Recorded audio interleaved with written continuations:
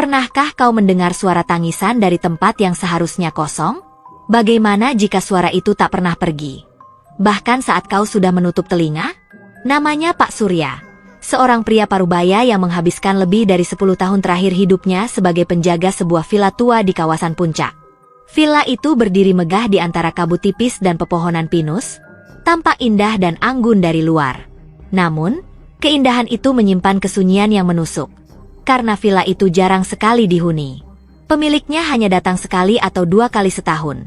Sisanya Pak Surya yang menjaga, membersihkan, dan memastikan tempat itu tetap terawat. Awalnya, pekerjaan itu terasa mudah.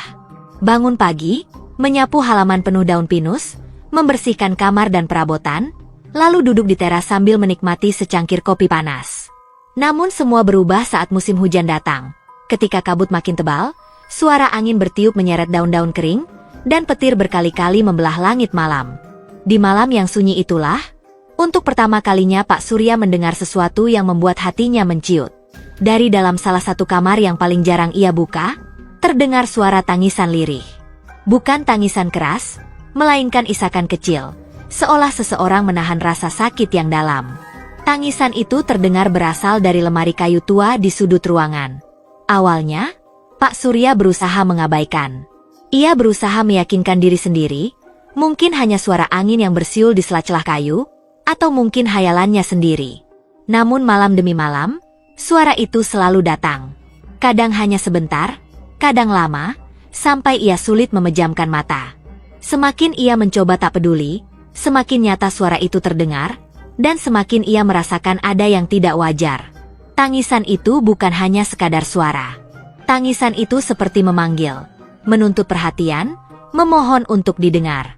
Perasaan takut bercampur iba mulai menguasai hati Pak Surya. Pada malam yang lain, saat hujan turun deras dan suara petir mengguncang langit, Pak Surya akhirnya memberanikan diri membuka pintu kamar itu.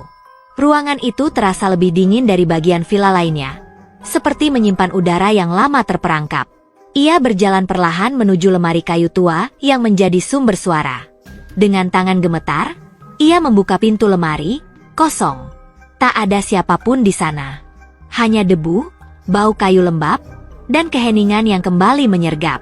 Pak Surya berdiri lama di sana, menatap kosong ke dalam lemari. Suara tangisan yang semula terdengar jelas, kini lenyap begitu saja. Malam itu ia tidur dengan gelisah, dihantui rasa penasaran yang makin besar. Siapa yang menangis?